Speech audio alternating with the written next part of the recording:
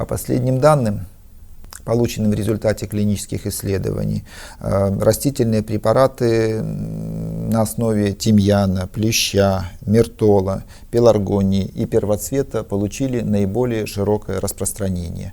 Растительные препараты, фитосредства, содержащие указанные, перечисленные мной растения, они входят в клинические протоколы, в стандарты лечения заболеваний дыхательных путей в ряде государств, например, Германия, например, Россия.